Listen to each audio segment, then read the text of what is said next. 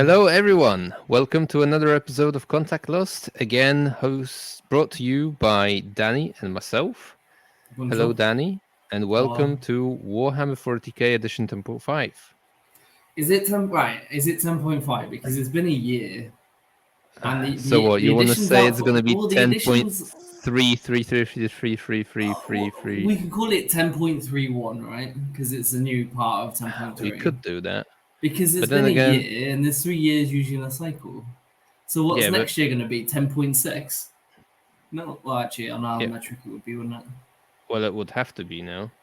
So, no, this could be 10.25, and then next year 10.5, and then 10.75, and then 11. And then again, if it's just another iteration, a minor publication, it should just be a 10.1, right? If we get to 10.9 before 11, does it matter? I don't know. Okay, this is 10.1. 10.11. Right, let's go with that. Anyhow, welcome everyone, and a massive thank you to begin with to all our Patreons and our wonderful sponsors, Weyland-Yutani and the Army Painter.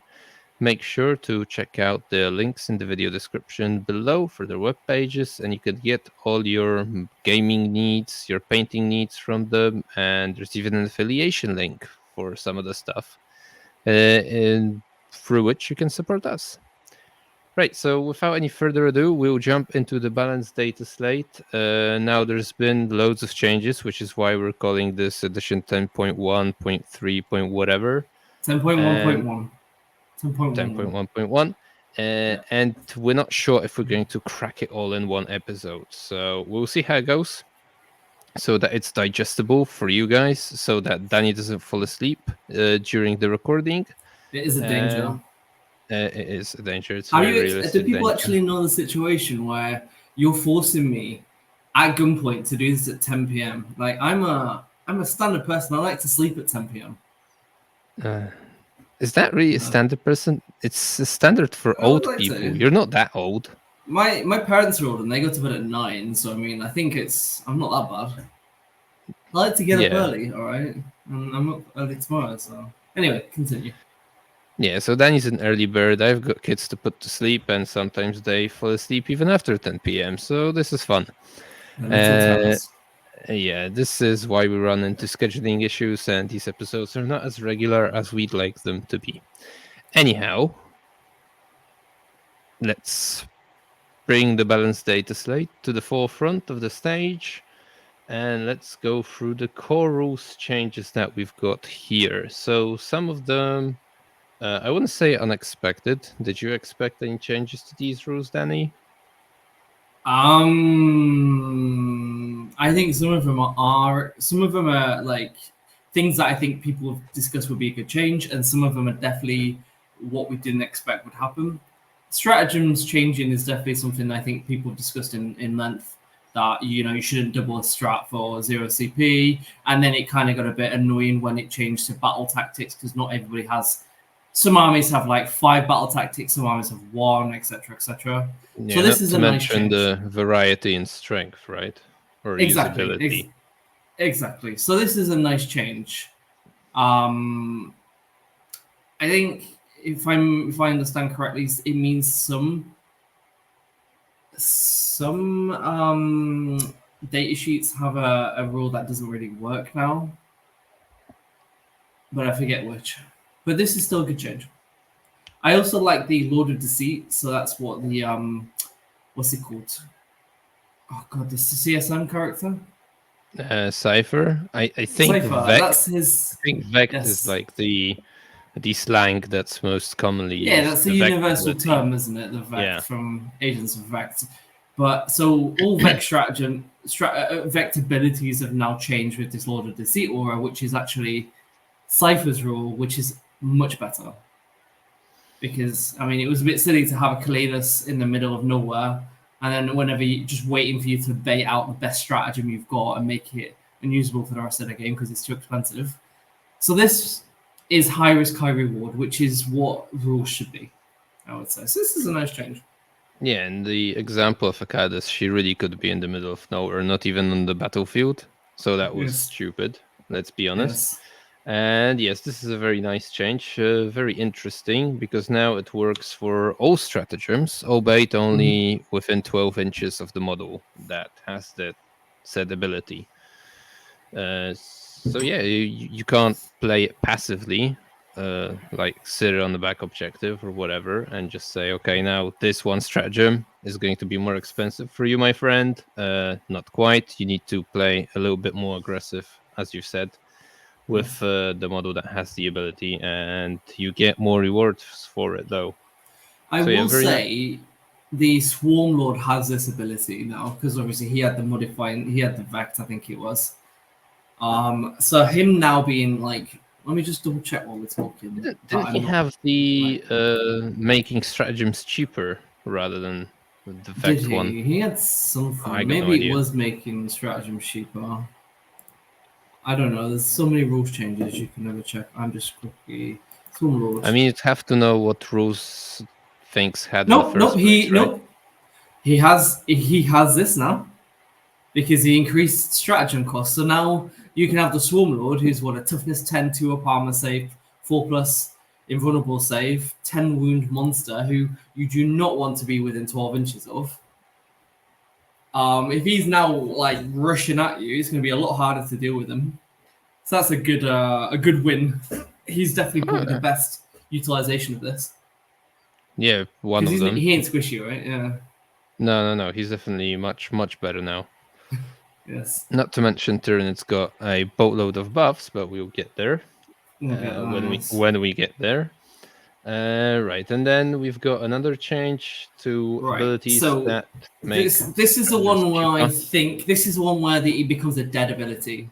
So if it's for the what's it called? The Necron character. Shit, what's he called? I'm not very good at this. What, you mean the Overlord, or there's the Pistol one of the Boy. main ones?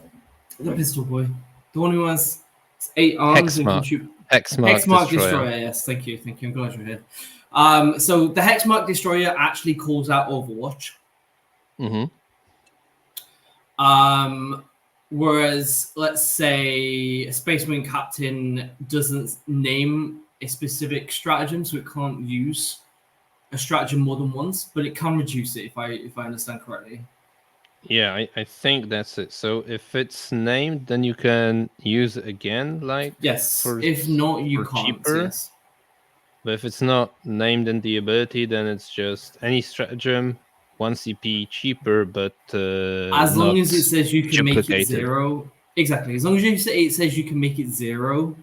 Because some don't make it for 0. Some just allow you to use it a second time. I think it's one of the Tau guys allows you to do that. You can use a stratagem. Oh yeah, Pure Tide Engram Chip, I think it is an enhancement. Allows you to use a stratagem for the second time, but doesn't make it 0. So that is effectively useless now. But a Space Marine Captain allows you to use it a second time and makes it 0. That is okay. So some are useless, some are not. But I think that is sort of like the cost, like the lesser evil, we would call it, because doubling up a stratagem for 0 CP was a bit silly. It was. So especially if they don't balance battle tactics. Let me get this straight, because I'm not 100% sure I'm still fully on board with this one. So there's no way to actually duplicate stratagems now in the face, right? So if it's named, unless for the 0 rule CP, actually calls out, yes. Unless the rule actually calls out. So, for example, some characters can use heroic intervention for 0 CP. So if it says they can use heroic intervention, then they can use it again. However, if it's a Space Marine Captain where it says you can use this strategy, can be targeted with a stratagem for 0 CP, even if it's already been used, because it doesn't name a stratagem, you can't use a second stratagem again. Whereas the Hexmark Destroyer says you can use Overwatch. Again. Yeah, Overwatch it. So you can double it. Yeah, so exactly. But still, like you said, I think that's a very positive change. It's a very good change. Very good change. Yeah, because not only that, but some armies had stratagems for 2 CP that would now be 0, and you could then double up on them exactly. We've had index Necrons doing that, and that was absolutely ridiculous, right? Yes, and we don't want to keep doing that, do we? No. We don't want to go back to those dark ages. No. Then what we got? If there's a stratagem that essentially grants you the loan up ability once you've become the target of range attacks, that's now been universally changed to 18 inches, not 12. So this is a good change. Because we all knew exactly what happened when Forge Fiends were 12-inch lone operative, and that was horrendous. GSC with their 12-inch lone operative, even though it's not there anymore, was quite obnoxious to deal with. So I think 18 inches is good. It provides some safety, and it provides your opponent to get within charge range of most things, but it's still not shootable from like long range guns, which I think is a good trade-off. Yeah, so, and you can't like overuse this being in the middle of the board, right? It's more of a defensive tool for the beginning of the game now, rather than just being a bit obnoxious. And I think the worst example was the Canoptic Court, where you can first use the strat to get back and then pop this, and you're like, can't touch move this. Away, and then move away when they move in within 9, move 6 inches away, and then you can't shoot me. This is a good change. Definitely. And I think this one's the best one, although I don't think I think a lot of people might disagree with you on this one. But yeah, I guess we were starting to have more of these stratagems, so essentially revival ones, let's call them. We've had Guard that has been using this notoriously to bring back Kaskin and Sentinels. Recently, there's Crew that have been added to that, and I don't know if there's any other unit actually. Do Orcs have something like that? No. Orcs is resurrecting D3 plus 2 models, so they don't have one. But Tyranids, Gargoyles coming back. Yeah. Which is exactly. Probably the biggest abuser of this. Yeah, true. So I think this is a good change. I think this is a good change because it's like when people can bring back, say you can bring back 20 Gargoyles or 10 Kazakin, and then the Kazakin bring back their grenades, or you bring back a bunch of crew. Bombs. It's melter bombs, thank you. Or you bring back a bunch of Kroot, then suddenly the points deficit you're creating for between you and your opponent starts climbing up and up and up. Especially if they start spamming this every turn, it can be really feels bad for the opponent. However, I do feel for people that have been playing this kind of playstyle, because it's now dead. You can't just play Unending Swarm so easily because you can only bring back 20 Gargoyles once. So I think it's a good change, but I do feel for those that kind of enjoy this kind of playstyle. So it's probably again the lesser of two evils, I would say. Yeah, definitely. I mean, you still can bring a lot of these units, right? And then you still get to bring them once back. Yeah, but it's only you can only use a strategy through. Yeah, but exactly, you can't spam it. It's just you can't spam it. So it gives not interactive, you've got to use it right? Yeah, you've got to use it at the right time now. Yep. So overall, a good change. We're not personally affected, so we're happy with it. Good stuff. Right, let's move to faction rules. So first up, we've got Sisters, and there's none. So good job, Danny. That was a good. We are smashing it. Adeptus Custodes. I would like if I knew these changes and what do they mean. I'm not 100% sure about the Martial Mastery. I think everybody that knows me knows I just Custodes bore the life out of me, so I don't ever bother. I think the Ulrich Champions is a good change. It makes character units rather than just characters more. So the problem with Ulrich Detachment was it was all character models. And that means you had to spam a lot of characters to basically use it. But now it's a character unit, which is actually really good. So that's a good change for Custodes. It's a nice change. Yeah, might actually make them a little bit more playable. Yeah, absolutely, 100%. Because it's not the worst detachment in the world. I quite like it, actually. I was hoping they do more, go more of that into other armies. But because it is models, it meant only characters, and suddenly you're taking too many. You're giving up assassination. It wasn't a feels good factor, but now it's a good change. So we should start seeing more Custodes. Hopefully. I'm gonna eat those words up at some point. And then we've got Adeptus Mechanicus Codex 10.1. Okay. So I had a game against this earlier today, actually, against my teammate Sam. I'm very much in the camp that I think they've overbuffed Admech a bit. Okay. So in certain detachments, almost anything can get +2 AP. In shooting, which is absolutely daft. You're trying to fight. Oh, okay, you've moved off. So basically, the way this works is massively improved the imperative. Mm-hmm. Yep. So one imperative is what they've tried to do is they're trying to split it that you get bonuses to shooting and melee in both, sort of in both. So the first one, you can go with the protector, which is you get heavy, you get to increase the ballistic skill of ranged weapons by 1. And then if you're within battle line, you are -1 to be hit, basically, if you're using that. So that's a bit more defensive. And then Conqueror is a bit more aggressive, so you get the assault. You get to then balance that by your melee hitting harder because you get +1 to your weapon skill. But you also improve, and this is where it gets really good, is you improve the AP if you're within 6 inches of a battle line unit by 1 when you shoot.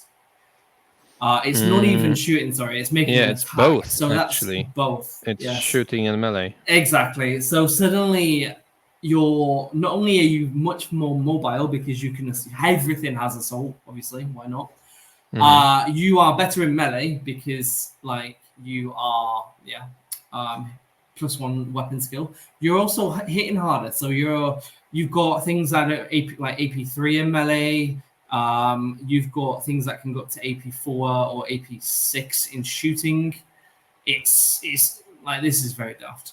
It's a good change. I think with all the buffs they might have overdone it. I think maybe if they'd have kept just this army rule, that would have been fine. But I think the weapon buffs is probably also a bit over the top. But we'll see. But this is a really good change. Admech are looking really spicy. If you scroll up a little bit, it'll talk a bit more about their Lord and Savior. So they're giving the Doctriners now to all of the extras. So they're all benefiting from it, which is nice. And Belisarius Call becomes a lot more usable. So moving at 8 inches rather than 6 is fantastic. He becomes Battle Line, which you can only take it once, but he becomes Battle Line, so he can give out all of these aura buffs. So the +1 AP to anyone nearby him, which it kind of makes sense. Mm-hmm. And yeah, he's a lot better now. So it's a good change. This is a good change. I would have stuck with maybe not giving the imperatives to things like the Electro Priests, because I think they are just already they are basically like they're not as survivable. Think of what are they called? Arcoflagellants for sisters. They're kind of like that. They're not survivable, but they've got a lot of low strength, high volume attacks. But when you start adding the plus AP and the plus weapon skill, or they come out of a transport and they get to reroll all wind draws and shooting, they suddenly start to trade up a significant amount. So I think quantity over quality. Exactly, and it's like Electro Priests. You can. I think it's Corpuscari are the ones that have these 3 shots, sustain 2, straight hitting on 3, strength 5, 0 AP, damage 1. So once they come out of transport, they reroll wind rolls. Already they're getting the AP 1, and there are ways to improve the AP further. It's a lot of damage they can output now. So this massively allows all the data sheets to uptrade. And then we go terms into of Belisarius, and I think that's a bit of a spoiler because it's not in this document, but he can now move through walls, right? He can now move through walls, yes, which is nice because he should. Yeah. I mean, a man looks like he can jump through a window. Come on. Yeah, exactly. I mean, he is the absolute model of physique, right? If the St. Catherine, the Triumph of St. Catherine, can go through a wall, bearing in mind that six ladies carrying a fucking casket, if they can carry that through a wall, I'm sure the man with mechanical legs can go through a wall. Like, come on. Yeah, I mean, when you mentioned that, then knights ignoring any terrain also makes sense.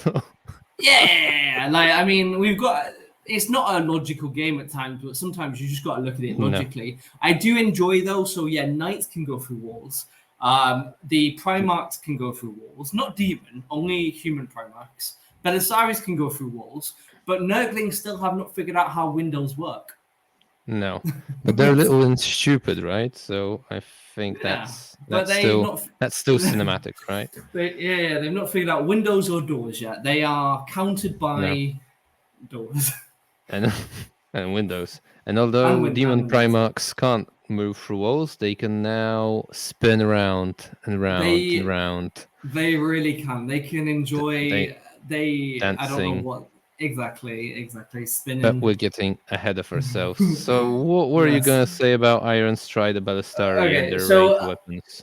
I think this for the Iron Strider themselves is a good change because Twin Cognis las cannons hitting on 4s one shot was like, it's just terrible. Absolutely terrible. So them giving, I'm not sure why they give more. I guess I think it was 2 shots for the autocannon, so it makes sense that they get to 4. Sustained hits just essentially means that they hit on 3s and not 4s, which is nice. But like when you start adding up the other buffs, it can get quite meaty. Can they hit on? Do they get the Doctriners? Can they hit on 2s essentially? I believe they can get Doctriners.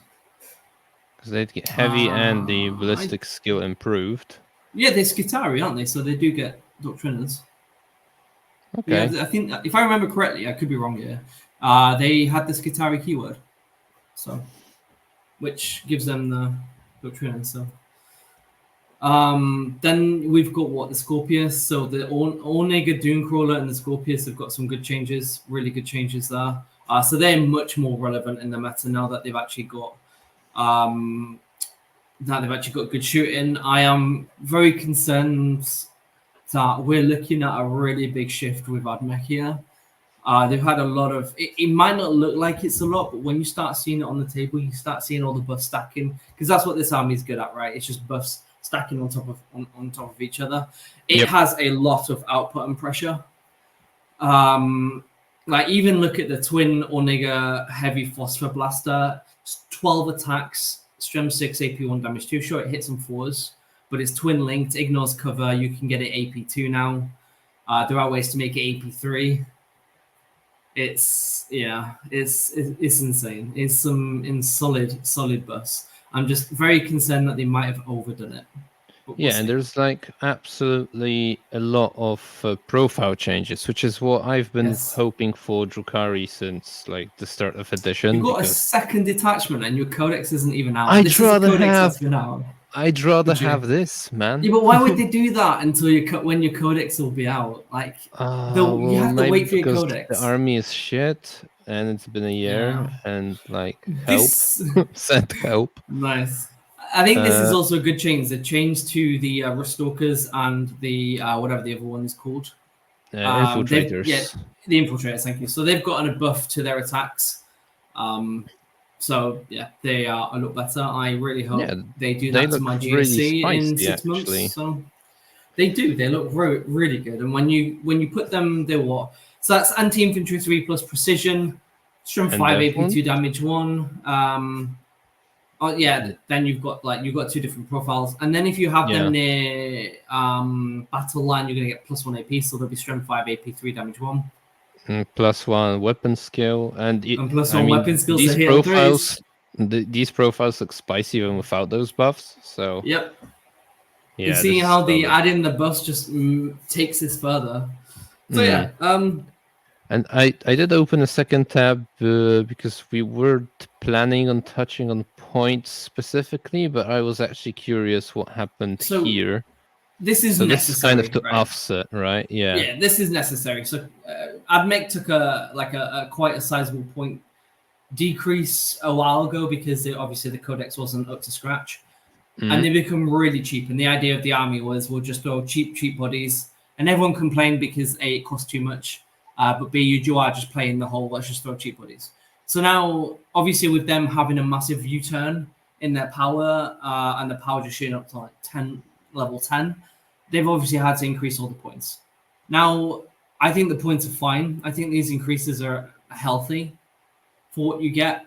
And trust me, they are absolutely fantastic on the table, the whole army. It is very possible that the points may have to go up a tiny bit. We'll have to see. But right now, they're looking very good. Yeah, and it's nice to see that finally an army that is struggling is actually receiving significant buffs that might bring it up. Well, this is one out of 2 armies that I've received buffs. So, all right, let's move on. I don't think there's actually been any changes to the Eldari here. Do you deny or confirm?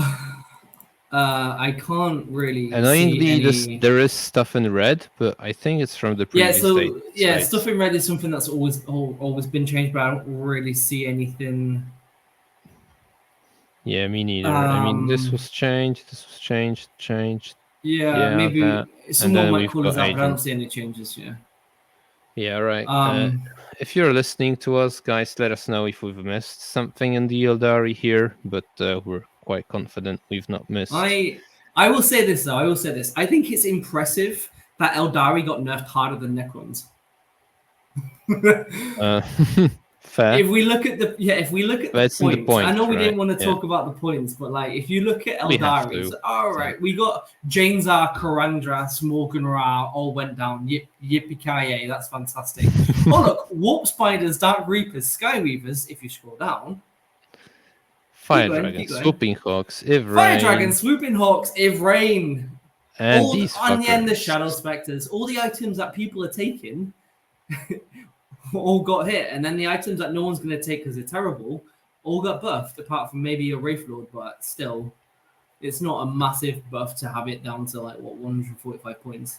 So no, all right, a Viper going down, that's probably all right because people do take Vipers, but I enjoy the fact that for some reason it's still getting nerfed, even though it is a solid performer, but it is not upsetting the meta. Canoptic Court, however, still only took like 2-point nerfs.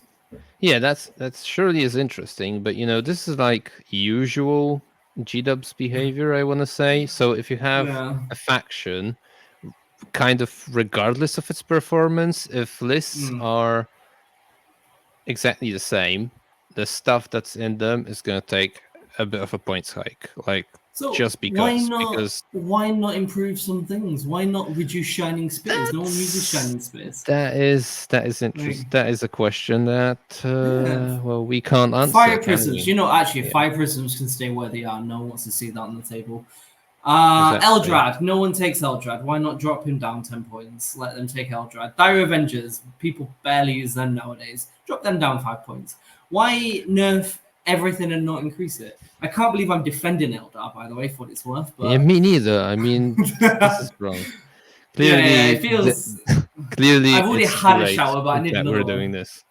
Yes, I am very tired. That's probably what it is. But then if you just scroll down to Necrons, because I do want to make this point while we're here. Okay, let's do it then. Keep going, because we're at A, a bit faster. Come on, son. There you go. No, you've gone too far now. There you go. What is this? What is this? Yeah, no idea. This is a mistake. It is what it is. I'm going to say the Warhammer team because I don't want to single out Josh Roberts. It's not fair. Because we know it's not just him. It is. We have to look at the whole Warhammer team. Let's be fair. They were claiming that we know Necron has been one of the worst offenders. Why is it only 2 units have been gone down? Clearly more of the guys are playing them or something. Yeah, GSC took more point nerfs than Necrons did. Oh, it's insane. And they've just though at the same time, I do think Necrons should have taken some point nerfs and some point buffs. I think some of the units aren't being utilized. Yeah. I mean, it's just it says what we've just discussed with Eldar, right? There are some units that are taken almost auto included in lists, and then quite a lot of units that aren't even looked at, right? Yeah. So anyway, yeah, we can move on from this bit now that we've made that boring point. yeah. Let's go back to the alphabetical order, and that brings us to Astra Militarum. The officer bit is that unchanged from the last Dataslate, so let's not waste a breath on it. But they've changed this, yes. Yes, this is a really good change. So there are, let's say, some guard advocates out there, David Gaillard, who were not happy when they heard about the indirect nerf, even though I think we all are in agreement that indirect is really unhealthy for the game and it's not fun to be hit and destroyed from across the table with literally no counterplay unless your opponent's a potato. I think that being nerfed in the main rules was probably, everyone's probably thinking, oh, this is terrible. However, this Born Soldiers detachment rule is fantastic. So not only do you not have to stay seated, so you can now move to get your lethal hits, it means you're also able to take on a variety of units. So regiment, which is like I think most of the infantry. Army. Yeah. Right. Mainly. Yeah, I think it's Squadrons is all like the vehicles, the the Lemon Russes. The I think it's the what are they called? The Sentinels and things like that. So then getting lethal hits on monsters and vehicles, which is what they want to kill or theoretically should want to kill, is fantastic. And then regiment getting lethal hits on all the infantry or anything that's just not monsters and vehicles actually makes them quite lethal. They get a high volume of attacks. It also makes things like Tempestus and things like that a little bit more viable because they were a little bit underwhelming before. However, now that because it's all like strength 3, now they can make up. Now they can actually now they can make quite an impact. So I think this is going to create a wider variety in guard lists. So I'm very keen to see how this pans out. But I think it's a really good change. Yep. Agreed. And since we've mentioned it, so the change to indirect fire is now that regardless of your ballistic skill, hit roll, or whatever, after any modifiers on a hit roll, on an unmodified hit roll of 1 to 3, you still miss. Which is a good change. Yep, agreed. I've never been a fan of indirect being ridiculous. Or indirect in general, so good stuff. Really happy to see it, and I think it's a much better approach than just indefinitely increasing the points cost of the units that could actually fire indirectly, because now you can consider them, but not like overuse them, right?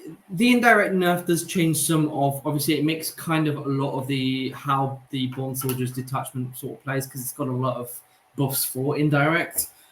But again, if we play in devil's advocate here, it is a lesser of two evils to provide them less reason to run indirect and more reason to run a variety of other units.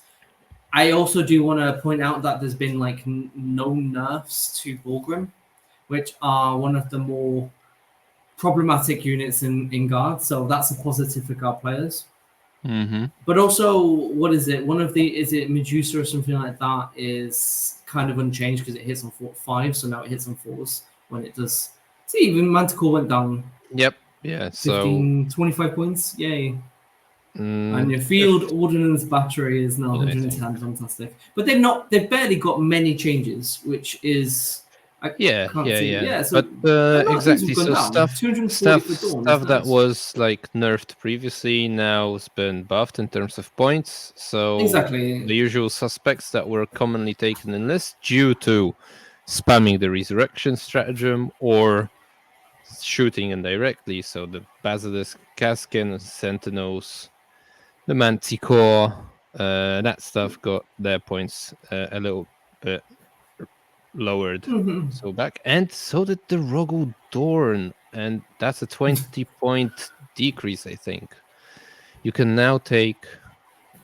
No, it doesn't matter because they've changed Brood Brothers. I was gonna say you can now take 2, but you can actually take 3 and still have points, but only in 1 detachment. Never mind. It's a good job you're here. Yes, providing the value. Yes. Moving on, Black Templars. This change, we can talk about it and Space Marines, but essentially Impulsor and Repulsor have got more space now.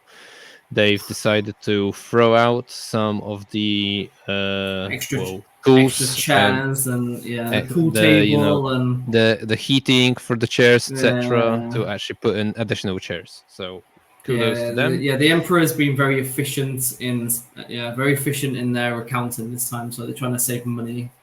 Yeah, and now you can take a full squad with an attached leader, be it for the Gravis team or for whatever, and the Impulsor, never mind. Blood Angels are unchanged. Chaos Knights have received a little bit of a change to a little moving the big knights. Okay, I'll let you gigantic. talk about that. Go for it. It's gigantic. So it's now been specified that the big knights can move through models other than Titanic models and sections of terrain features that are 4 or less in height, but when doing so, it can move within an engagement range of enemy models, but cannot end that move within engagement range. So move blocking is not such a no-brainer anymore. And it can also move through sections of terrain features that are more than 4 in height, but they need to roll a d6, and on the 1, the model is battle shocked. So it's actually a good trade-off to indefinitely increased mobility, especially when you factor in the new movement rules, where if you want to pivot, you just pay 2 inches in movement, and then you can do whatever the fuck you want. Just pay 2 inches. Yeah, 2 inches is a lot. Unless I think this is bigger than 2 inches, so you're actually gaining a little bit of movement in terms of height. I think this is a really good change. So this undoubtedly is more than this is more than a really good change. This is a fantastic change. Yeah, and we were talking about this before I hit the record button. So now, when the Chaos Knights Codex comes around, I'll actually be interested in other detachments than the one we've got that's got the Knights of Shade stratagem. Because, well, you don't necessarily need it to be able to play that army. If you take big models, of course. If you take not the war doggies. Yeah, gotta remember about that. Yeah. If you combine this with the fact that Big Knights also got buffed because they're all characters, so they can do actions and shoot. They can do Big Knights and shoot. Yes, Big Knights are very much back in the meta, I would say. Yeah, if only the damage output was actually worthwhile, that would be great, especially for their cost. But, well, can't have everything, can we now? So we did get Megara are pretty good, if I remember correctly. Megara are quite a good output. One of them had like a 3d6 damage. Mate, that was like a 9th edition.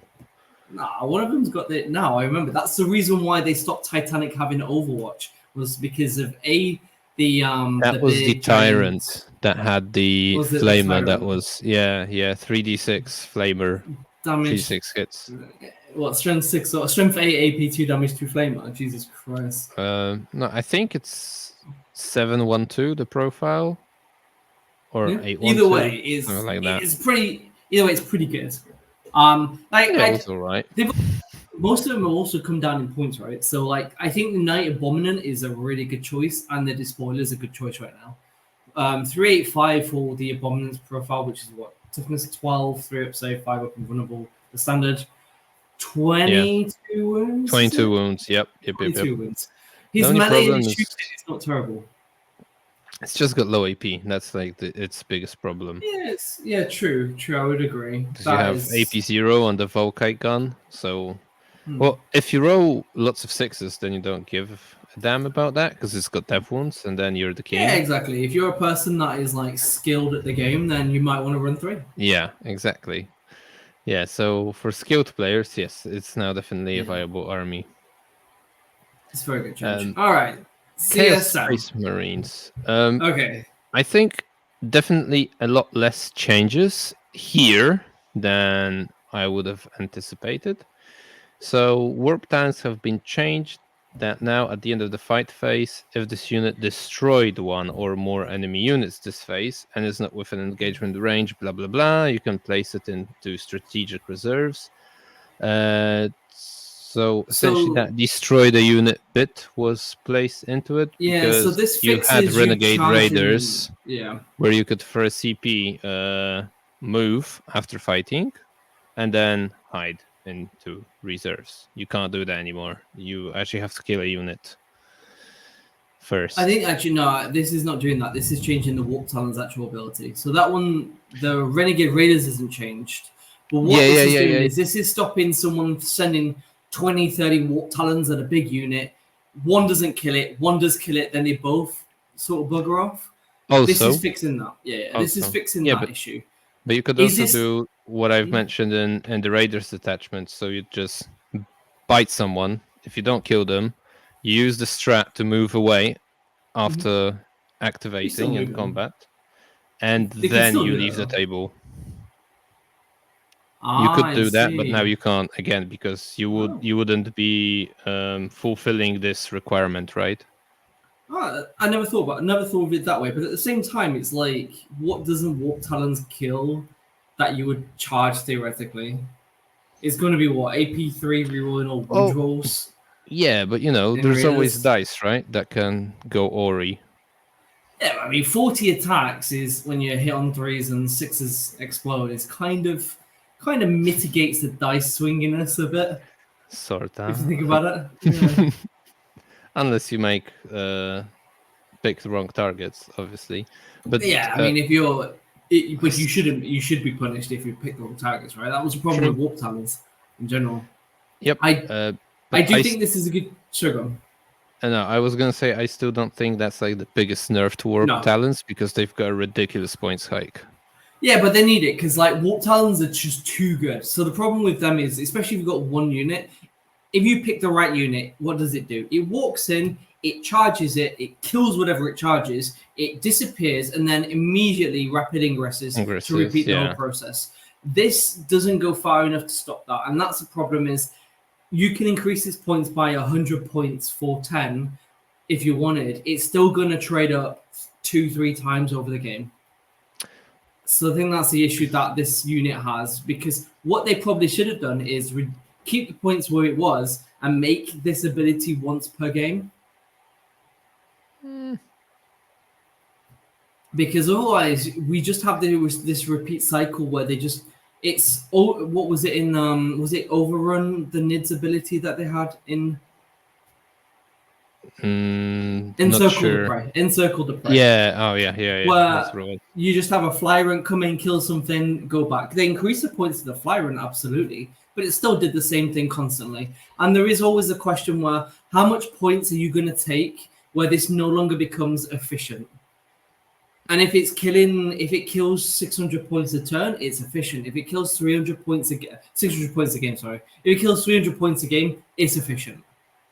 So it's not necessarily the points that you'd have to hike it quite severely. It's this ability that's a problem. You might be right. Oh, thank you. You might be right. I'm a bit biased because you play CSM, yeah, of course. Yeah, only started, and obviously I'm getting straight away this red page. So Warp Talons have, as mentioned, have gotten a points hike of 25 points for 5 models, which is like, wow, that's like 30%, 25. Well, 20. And then quite a lot of things have actually received points hikes. All right, if it warms my heart to see Vindicators and Chaos Predators and Destructors go up in points. Predator, Annihilator, and Destructor. That warms my heart after taking so many beatings off them recently. Raptors, I don't quite understand. Why is Raptors going up 90 points? Sorry. Me neither, and I don't understand Legionaries either, to be honest. No, Legionnaires, I do understand Legionnaires actually, because like when you start pairing them with, say, no Havocs, Abaddon or whoever, suddenly everybody's rerolling wound rolls. It can be quite obnoxious. The Havocs I don't quite understand either. I've not really seen them light up the the meta, and I don't understand that Curse Cult Deceiver because they're no longer a problem. The Warp Talons and the vehicles I fully get, especially the Venom Crawler, because that's really good now. But the others, I'm not too sure. Yep, exactly. So yeah, that's interesting, or I want to say a bit odd, maybe unexpected, a bit early. Never mind. Chaos Demons up next. There's a lot of text here, but it can be summarized into the fact that greater demons now also give out an aura of Shadow of Chaos. That is a really good change. I think it is a very good change, definitely. But I thought it was going to be more impactful. The problem here still is that you still need something that induces battle shock tests, and then the enemy obviously has to fail them. So it's like a couple of steps to actually get all out of your detachment ability. I think the issue for me here is, well, it's not really an issue. I think if you look at it from primary and secondary, what is the greatest benefit of the Shadow of Chaos? The army rule isn't kind of amazing. However, it kind of is for your units. So your units get to heal. Your monsters get to heal if they pass on their leadership 6 or something. They're now within their own Shadow of Chaos. So they now get to pass. So they're now, if they keep passing their leadership test, they start slowly healing as well. But when you combine that with all the stratagem, so the deep strike within 3 inches or whatever, or all the other things that they can do, it's a lot better. It is, except that demons are very squishy, and the biggest problem I have is this is like the army that doesn't benefit from cover at all in a cover edition. But never mind that. I think what the detachment rule actually lacks is the bit that Chaos Knights have. So they induce battle shock tests when something is below starting strength, not below half strength. And if they'd add that and also give it to induce battle shock tests for demons when they're only below starting strength, not half strength, so they can start healing earlier, etc., that would be massive. Maybe even too good. Probably a little bit too good, because what this rule is very much a snowball rule. So it comes into play when you're already winning or you're already sort of making your opponent take casualties. And then because of especially if you've got a lot of big demons, it forces them to take a test at -1, and then they take the mortal, so it steamrolls even further. Yep. So I agree with what you're saying. It's not healthy if you're in a position of losing, or you're slowly losing, apart from your big demons, obviously. But yeah, I don't know. I think it's a good change, and I think it's putting them in a good position for when their codex obviously arrives. That plus all the point decreases that they go, I think demons will be in a good position. I think it's a very exciting time for them, at least, because a lot of, as you can see, a lot of interest in a lot of big ones seem to be going down. Bloodthirster goes down, Bellicor's gone down. Nurglings, no idea, because no one's going to, I don't think many people are going to take 9 Nurglings, so I'm not sure why that got buffed. Because no one's going to take it. Yes. I mean, I guess.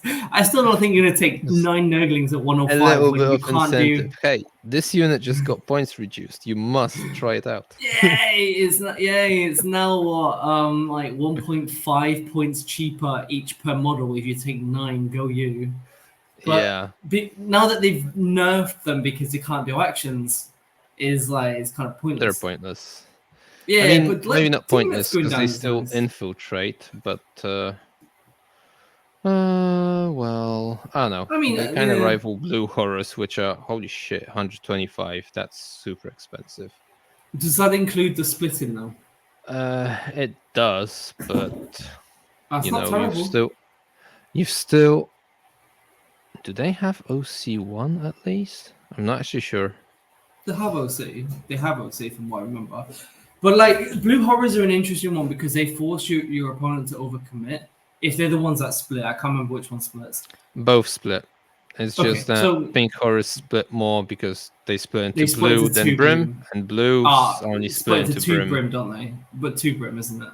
No, one. It's brim? A pink spawns 2 blue, and the blue spawns so how much pink, 2 brim, but they're on 1 base, so it's actually 1 for 1. Pinks I see. So if you wanted to take a cheaper version, you could take them. But I mean, still, the splitting is good, right? It's still a really good, cool mechanic for them because it forces the opponent to overcommit. Theoretically, that's 20 wounds that they've got to get through in 1 salvo. So it can still spike up and down. You've got stress improvement. Quite. No, you only have to go through 10 in 1 salvo. Because if you wipe them out in a go, then they. Yeah, but like if they've got a 4-up invulnerable save, you need 20 wounds to kill the whole 10, right? Theoretically. But they don't. They only. They don't have.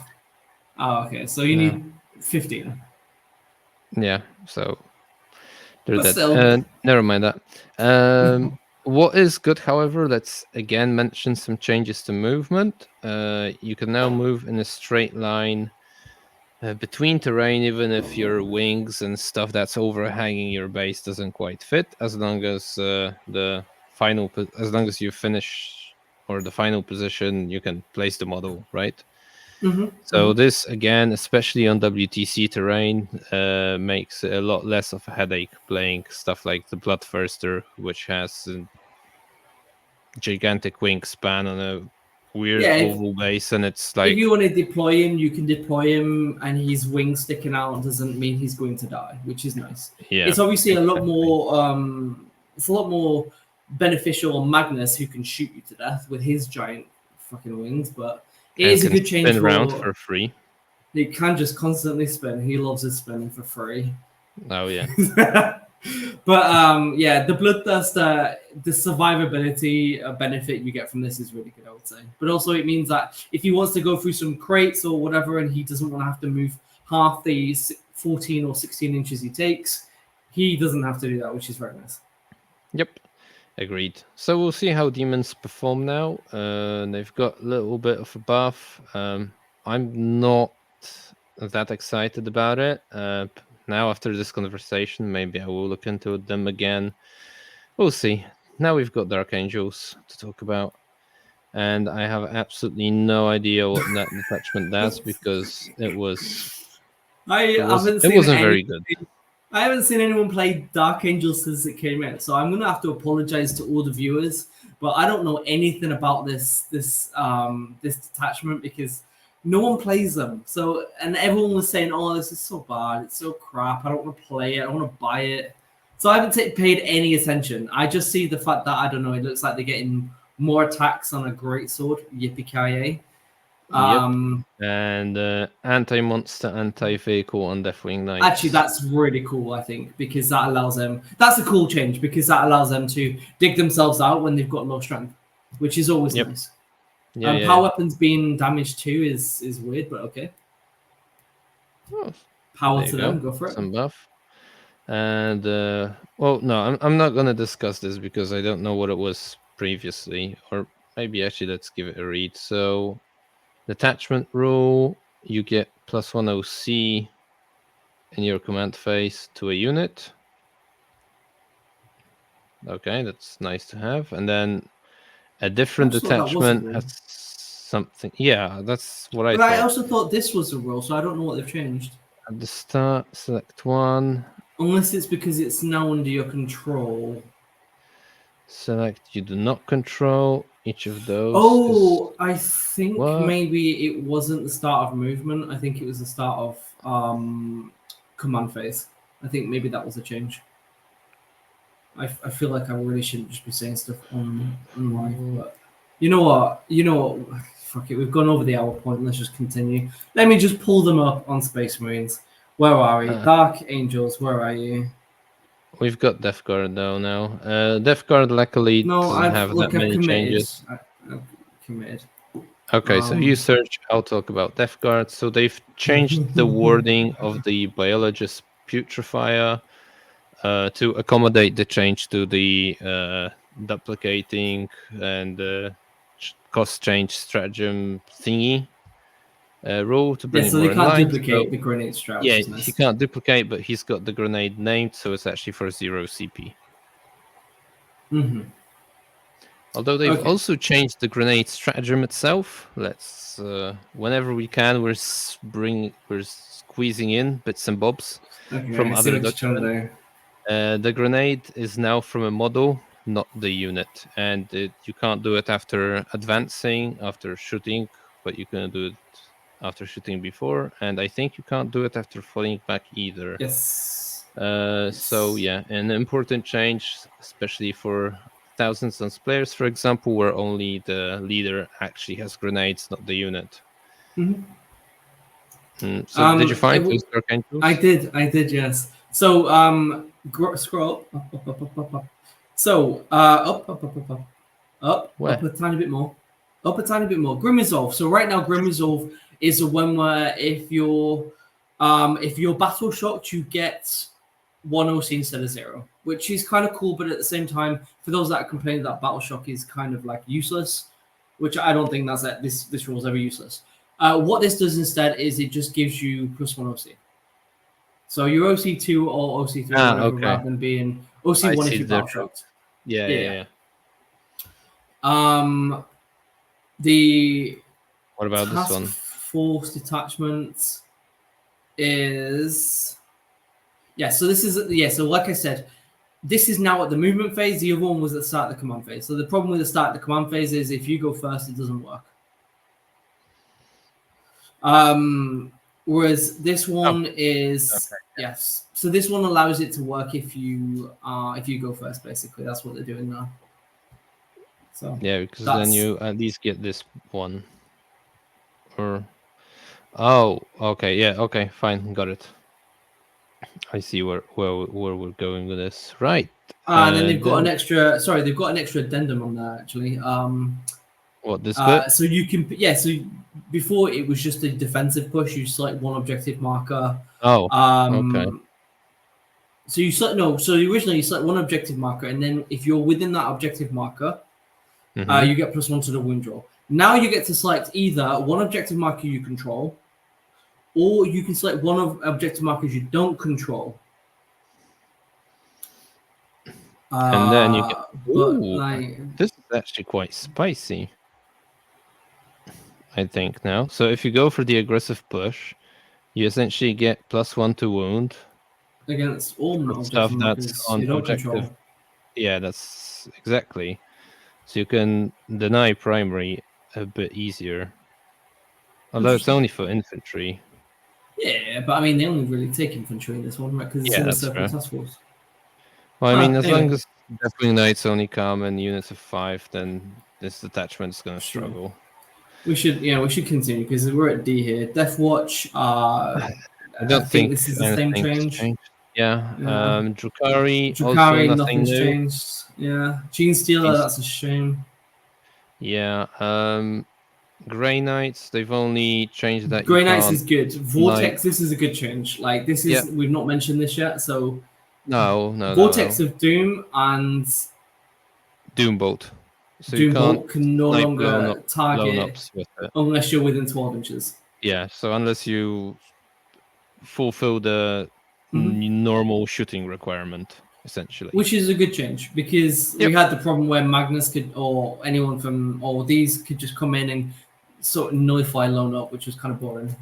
Yeah, I mean, especially if you had the Vortex Beast, Doombolt was like very, very rude at that point because you could just Doombolt you clave from the other side of the from table. 36 inches. Exactly. So this is this is a good change. Imperial Knights, I think these were all in there already. Yeah, so it's the same super heavy. Exactly, same super heavy change. I'm sorry, that we've seen in the changes to Chaos Knights. Yep. Then we've got Leagues of Votann. You're the expert on that one. This hasn't changed, but they have brought in an FAQ, which is actually kind of crap. So the FAQ is saying that you can't select anything in a transport with the tokens, which is something that you could do before, and that you have to kill all of the unit in order to get the token. So if you shoot, let's say, I don't know, 20 Necron warriors with an Overlord and a Cryptek, you've got to kill the 20 warriors, the Overlord, and the Cryptek in order to get the CP, which is kind of crap. Because, yeah. So that's that one nerf, basically. Right. Then we've got Necrons. The only change here is to Hypercrypt, so you can't use the deep striking thing on Catan, essentially. This 3-inch strat, right? Yes, that is, I yes, think. Which is a good change. Yep, it's obviously. A good change, because then they can't just plonk a OC6 fucking monster from nowhere into your bloody... onto that objective. Yeah. Yep. Then we've got a boatload of changes to orcs. Again, you're the expert here. Okay.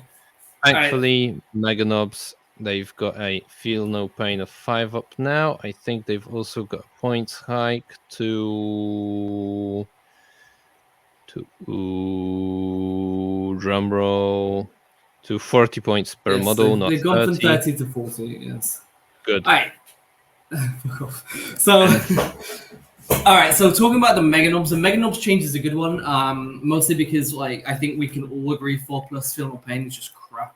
Although I'm not quite sure why they're not nerfing 4+ Feel No Pain from others. So Necron still can get it on some things. Yeah, but that's on one model, not on 18 models, right? True, and I agree. It's not ideal. So it's it going to a 5+ was issue, I think. Yeah. 100% expected them to go up to a 5+, a 4+ Feel No Pain. What I don't quite grasp is why it's 40 points a model for something that basically has no shooting, moves 5 inches, and really requires the WAR to do something. So that with the nerf that GW have put in place with the rules is if you're in a transport, you do not get the benefits of calling the WAR. So if you're in a transport, you don't get the Feel No Pain, if I understand this correctly. The same way the Warboss does not get the extra 4 attacks. Yeah, but what you're talking about is in some other FAQ, right? Because I don't see it here. It's not in this one. It's in a different document, as we keep referencing other documents. Yeah. Why not? So what that actually is like a massive nerf.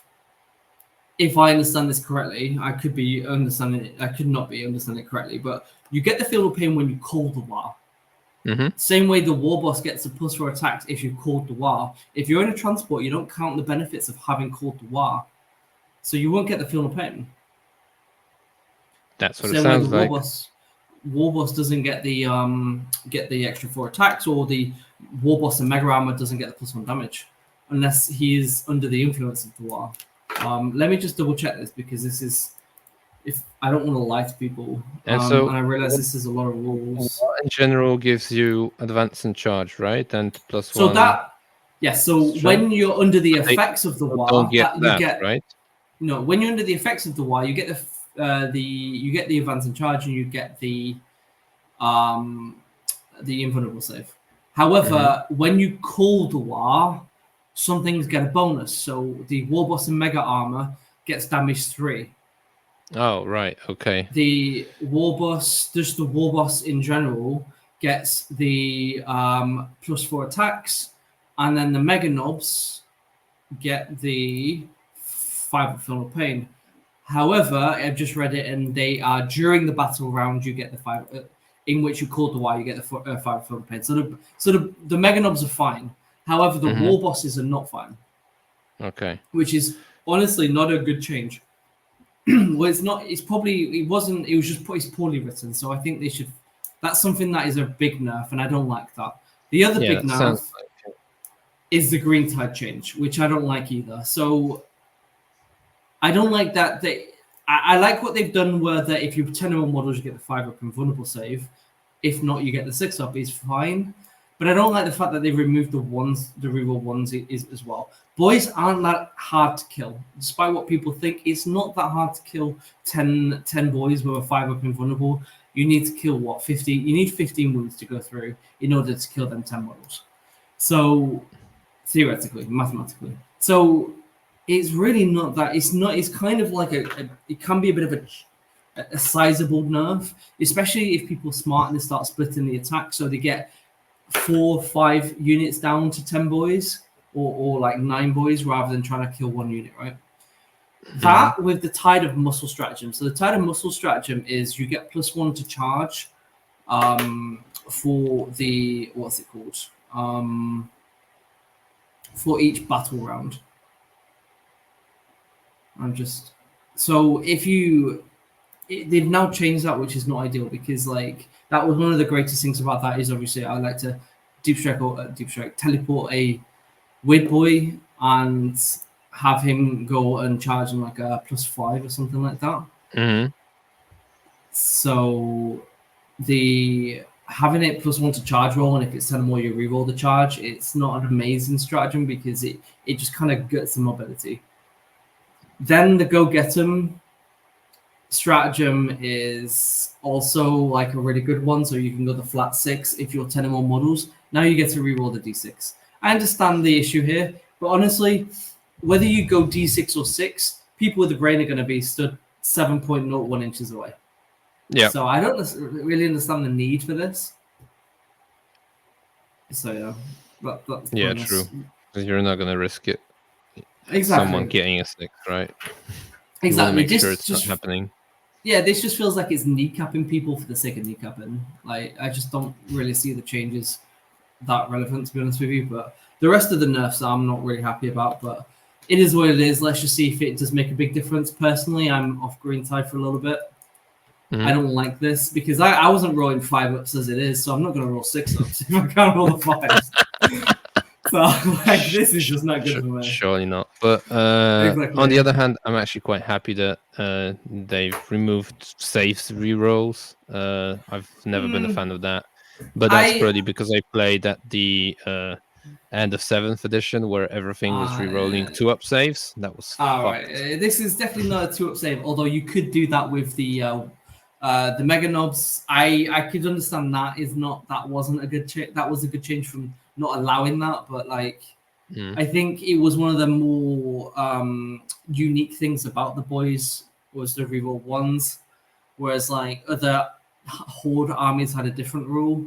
So I think it's just removing flavor for you, because on average you probably save about 8 boys across 100 if with that. So we'll see, you know. Maybe 12 or something. Anyway, what else have we got? We've got Space Marines because we need to get through this. I'm gonna just but other than Mega Knobs, there's actually not too many points changes. Just the buffers, right? Yeah, the boss Necro makes sense because a lot of people are taking him. He at 85 points, 95 points. He's still strong. He's still really good at what he does. Pain Boss and the Pain Boss. I have no idea why they've done that. Who's taking a Pain Boss? Like. You're not taking a Pain Boss. No one's taking a Pain Boss because why? I didn't even know that unit exists. Yeah, like no one's gonna like Pain Boy. Sure, people are taking Pain Boys. Screw it. I've got 2 Pain Boys in my list myself. Why the Pain Boss? I don't understand it. GW, come on. And the Weird Boy. What did my Weird Boy ever do to you? Like, why is it gone up?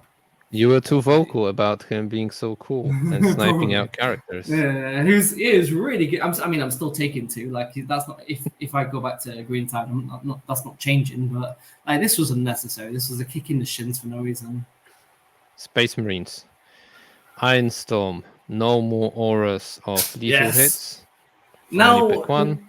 Now we've gone through the fact that my army's been shafted. We can talk about another army that's been shafted in a positive light. Yes. This is a good change. No more auras for shooting after falling back and advancing. Let's be absolutely honest. Like having 11 Space Marine vehicles advancing and shooting around the table is not quite healthy for the meta. No, especially when they have lethal hits and like 120 dice to roll across a number of them. This is a good change. I like this change. It doesn't kill Iron Storm. Iron Storm is a stupid detachment. Iron Storm is a silly detachment. Let's be absolutely fair. That many toughness 10 plus vehicles doing a lot of damage at like OC3, 3-up armor save, advancing around, shooting lethal hits. It was too much. This is a good change. So I'm glad to see that they do that.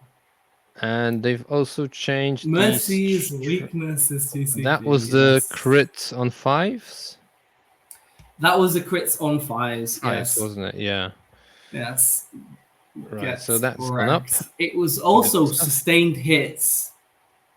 Yeah. So you had hits, sustained and one. lethals most Yeah. commonly, and both on 5s. So yes, yeah, that stratagem is the best stratagem in the game. So the fact that it's gone up is yeah, it kind of had to. good stuff. I mean, we've already mentioned the transport changes, so I'm not quite sure why. Yeah, all right. I see what that Desolation Ruins is an old one. Yeah, exactly. Yeah, that's an old one. Yeah, because that was when we was in that Space Wolves. So this is essentially just trying to make it easy for you to score your saga. Like, it's not very exciting. I don't think anyone's going to still take Space Wolves detachment. You're still going to run probably the Stormlands. Stormlands, yeah, because you're the advancing and charging on everything, and you're advancing and charging on everything. So yeah, like, why would you not take that? So this is just a nice thematic change. Yep, exactly. And I think you now get one saga for free. Woo! Yeah, you select one at the start of the battle round, excluding that one, and it's completed. Then you're happy. Excluding whatever. The good one. Oh yeah, excluding the good one that makes Wolfen suddenly do actions. No changes to Tau. Oh yeah, because it's nice. Or would be. Yes. No changes to Tau, so good job. Tau had some good point drops, I would say. So Tau were definitely one of the and broadsides dropped, right? Yeah, plus being able to rotate stuff as they're one of the good winners in that as well. Yeah, especially for like broadsides that've got the rail rifle. Exactly. That's like and the rail like rifle this. that has and you a can considerable amount of distance. Yeah. So that's a good change. 1,000 Suns. So the sorcerer or exalted sorcerer on disc is has gone missing in action. You can put his pictures up in the newspaper because you won't be seeing that guy anymore. His ability has been changed. That now it happens at the shooting phase, and you have to select an enemy you've actually hit, and it doesn't work for monsters and vehicles. And it's now this is a good change because you can no longer just slow someone and then move him away into safety. Like, I mean, yes and no. Whilst the change that it subtract 2 rather than half is fair, I think all the rest of it is gone a bit overboard. No. I don't think so because like it was the fact that you could bear in mind it was still a 2-up. Where on a 1 he deal D3 mortals to himself, and you always roll the 1 at the time you most need it. I am so sorry. So meanwhile, half the rest of the game was on a 4+. No, and you had to hit. Yes, you had to hit, and it was on a 4+. You've had Night Spinner that just did it.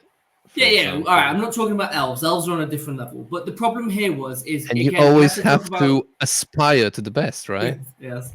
Yeah, but we have to talk about risk and reward analysis here. This is all about everything. The game needs to be looked through the risk and reward lens.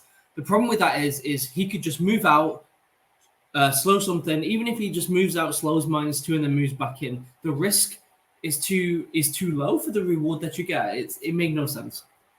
So this is one dude. You could kill him with Overwatch or whatever.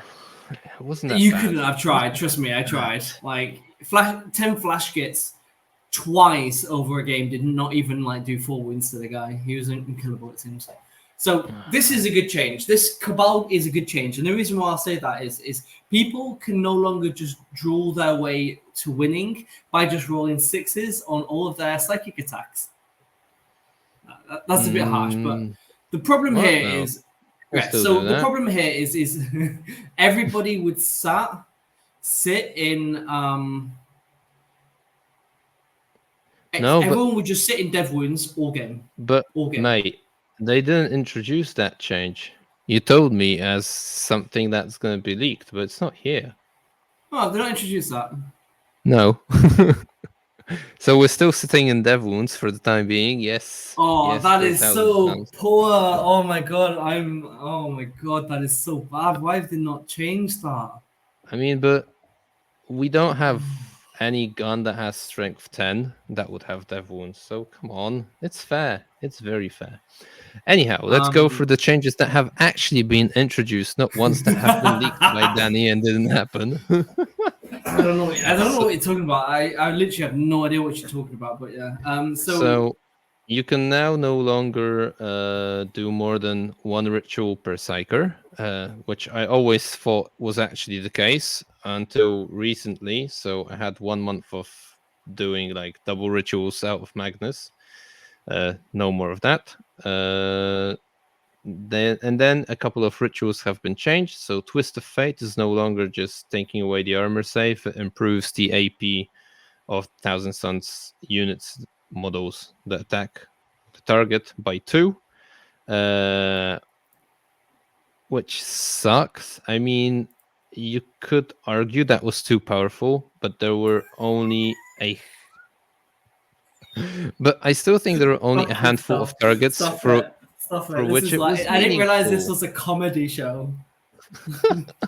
Oh, come on. Everything has an invuln anyway in the meta that you'd pull this off. I very rarely used it. I mean, the Votan Fortress and the Monolith are like, and the Land Raider. That's like 3 units for which it actually matters.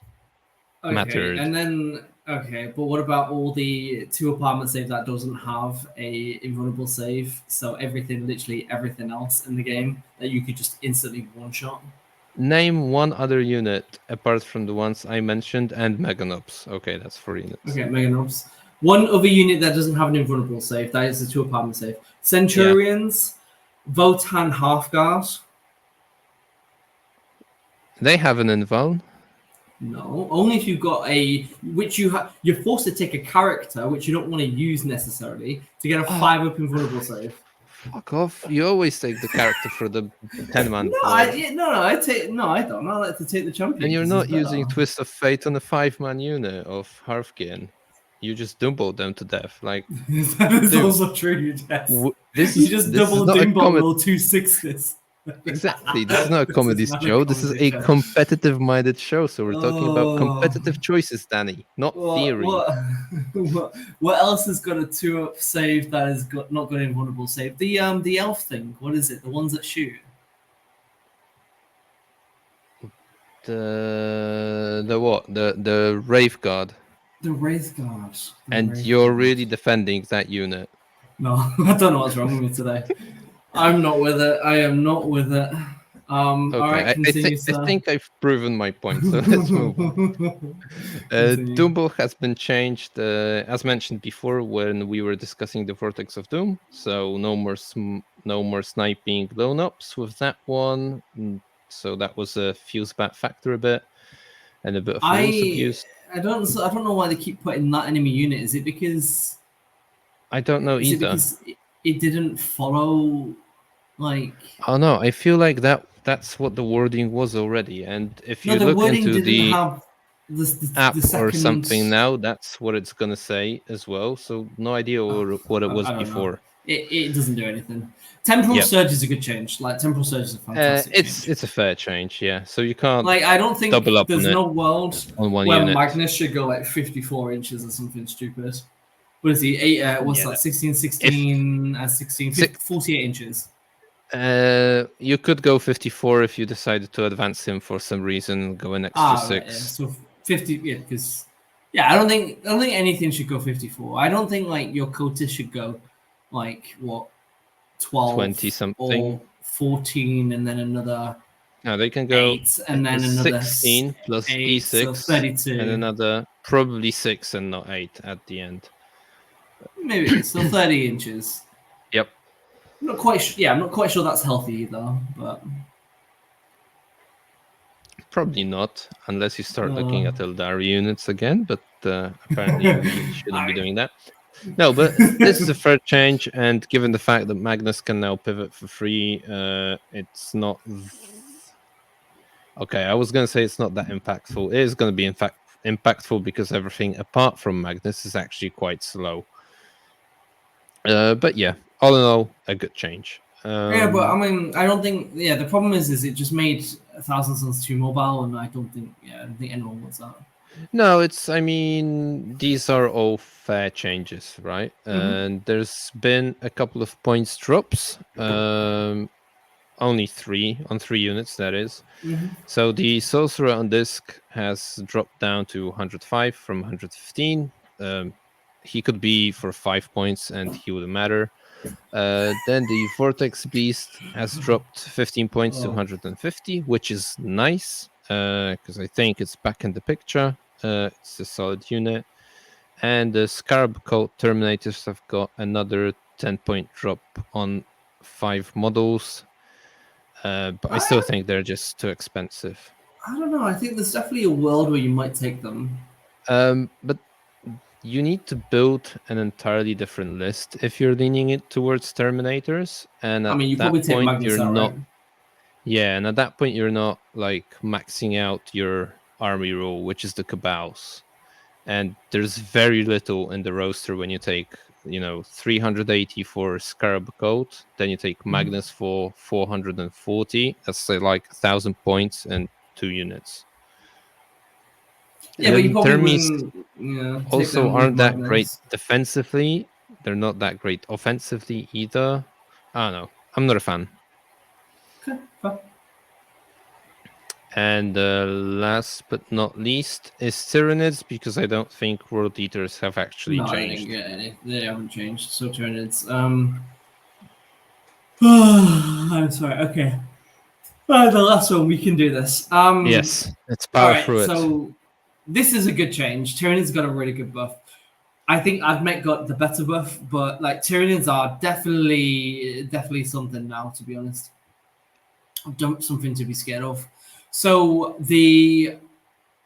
what is it? So the sign-ups rule, the add 1 strength to the characteristic of the attack is solid. So we're talking like, what is he? Is it the Swarm Lord who's strength 9, who's now strength 10? Amongst other things, what else are we thinking? Like even like Gene Sealers being near sign-ups, being strength 5, AP 2 is like, that breakpoint can be quite sizable in a lot of units. So that's a really good change, really good smart change of doing it without massively changing the rule. I don't know why it says Battle Shock test take 3d6 because it was always 3d6.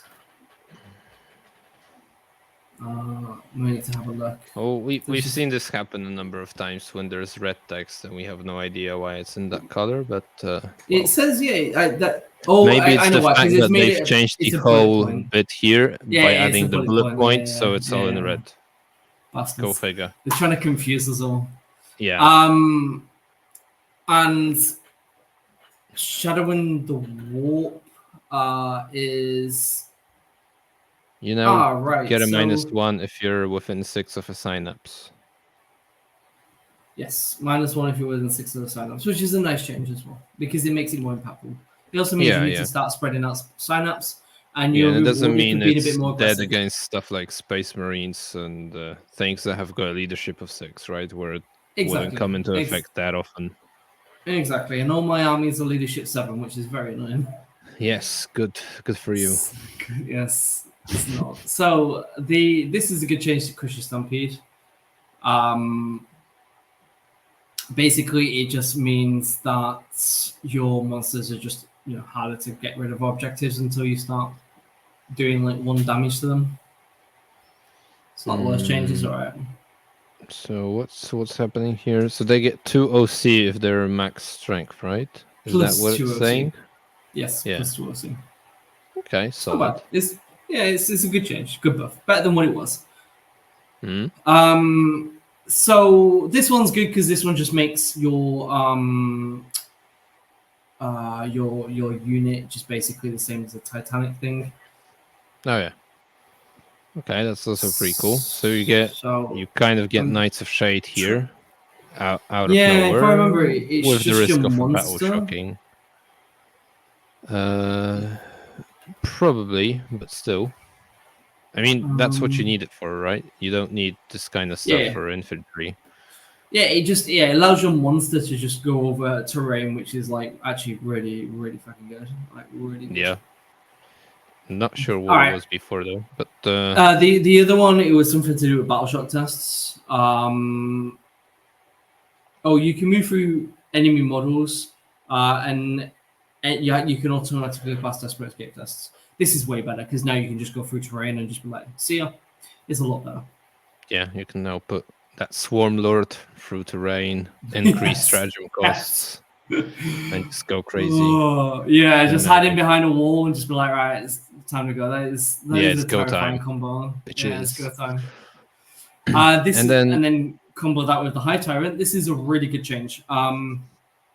So this just means that like the Hive Tyrant. So the problem with Tyranids that they've had is a lot of their weapons weren't high strength. So like for example, the Exocrine is strength 8. It's AP 3 damage 3, but it's strength 8. It doesn't really pop vehicles. Meanwhile, no, especially if you're not playing the invasion fleet, right? Then you're kind of in a pickle. Exactly. So it also means that the other, like the lower strength weapons where they've got high volume, low strength, it means that they are in if invasion fleet, I think it is, they can pick sustain and lethal hits now if they wanted to, and they can just pop off. It's a really good change. It gives the Hive Tyrant a bit more flexibility and new ones on the table. So I like it. It's good. And then we've got a couple of sign-up ads and stuff like that. So new Relictors and the Broodlord. The Broodlord didn't have sign-ups. Okay, that's interesting. And also the Parasite of Mortrex. They now get the sign-up skewered, and the Broodlord also gets Shadow in the Orb. They didn't have that. Odd. And so does the Parasite. Neuro Tyrant can be attached to Zoanthropes. That's funny. Not sure how impactful that is, to be honest. That's massively impactful. So he gives them +1 to hit, and if the target is battle shocked, he'll give them +1 to wound. Okay, that makes them a lot more reliable. That's a really good change. Zoanthropes are already quite good at shooting. This will just make it, they'll make him a lot better. Plus, already it's like the Neuraloid ability giving stuff signups. Also, like sign-up range is solid as well. So basically, like if you can give 2 units the sign-ups range, then they're going to get the +1 strength when they charge. So you can just start mixing in the melee units. I like that. It's very cool. The Morlock Ravagers, Jesus Christ. Where was that? The Ravenous and the Trigon. Getting the Vanguard Invader keyword is interesting. So they can now do all their nonsense shenanigan crap that Vanguard comes with. God, I hate that detachment. On a fucking Morlock of all things, on a Trigon. Oh, God. That's going to be dirty. That's going to be so disgusting. And Ravenous as well. We remember Ravenous from 9th edition. Oh, great. I can't wait. No. Welcome back. Yes. Biomass overlords. Or shit. The Exocrine is actually now strength 9, so I don't know why you were lying to us 5 minutes ago. No, because it was strength 8. It was strength. It says here it's 9. Yeah, I'm so sorry. I don't know anything. I don't know why I'm here. Why am I here? I clearly don't know anything. Me neither. And so strength 9 is a good profile though, because there are a lot of transports that are toughness 9. So at least it gets an easier time just popping rhinos, right? Imagine trying to wound a rhino on 5s. It's horrendous. Which, to be fair, is very fair. Very fair. I think that's a good change. And the Tyranofex is a lot better because it's 2d6 right now. Is it? I thought it was d6 + 6. No, it was last edition. For some reason, they thought, hey, let's give it 2d6. Wasn't it in some like previous Dataslate already? Because I'm sure I played against someone in 10th and they were doing this damage to me. Was that in Poland? Well, yeah. Yeah, I guess we've got a different codex in Poland. It's 2d6. They made it 2d6, and it's too random because imagine you've got 2 shots. Crazy random. Yeah, 2 shots and then suddenly you're doing damage 2 each attack. That's awful, isn't it? Or it is. Whereas this is a lot better. Super sad. Yeah, this is good. This is now an anti-tank weapon or whatever. Yeah, I think it makes Terrorifics a little better now. So we'll start seeing them. Definitely. All right, Danny, we've powered through. It wasn't an hour; it was 1.5 hours. But we did. It was almost 2 hours. Yeah, but we did smuggle in a couple of rules. I think the more notable ones from the other documents. So we've also mentioned points, which is great. Oh, I'm super happy that those spore mines are not doing actions and shit anymore. Like that was the stupidest thing in the world. Because now I do think you still might take the Biovore because like the spore mines can block movements now. Oh well, they could anyway in 10th, but the fact that they can just pop up one spore mine, do homers, and get like your fucking and get behind enemy lines, right? And yes. So if you played someone who forgot to bring the tape measure, you were at a massive advantage. Yes, and the argument people had was, "Oh, we can't do anything else because our codex isn't so good." Stop it! Just stop it! No, you're not fooling anybody. Like, it's not cool, man. Just stop. It's a lot better now. Yep. And guys, there you have it. This is our take on the balanced data slate. There's been massive changes, and I wouldn't dare to try point out, I don't know, an 8-man team comp thingy roster. I mean, I could definitely start with 3 armies. Okay, go for it. What are your top 3 picks right now? Admech. Okay. Nids. Okay. And Necrons. One. Necrons. Canoptic Court. No. Looking, I'd probably go with either World Eaters or a version of Knights. To be honest with you, looking at the way the new fucking terrain, the deployment is, because is very good. Knights is an interesting pick for sure. Well, World Eaters actually got a couple of, and they've got the Titanic characters, so I guess you can do cards a little bit easier. And World Eaters, I think, got a number of points deductions, right? So they've actually got 5 points for 3 Exalted or something like that. It was, and Exalted and 8-bound in general. So Yep. But I think they're looking spicy with the new changes to the deployment layouts. So we'll see. We'll see how it pans out then, and we'll see what are your takes worth when lists for the WTC are live in a month's time or so. Yes. Looking forward to it.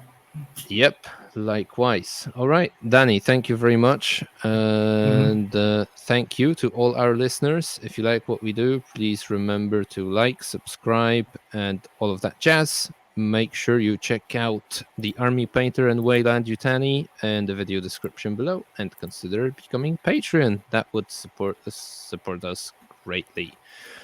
For today, that is the end. Welcome, 10 edition 10.11. Let's bring it on. Keep playing. See you soon. Goodbye. Thanks.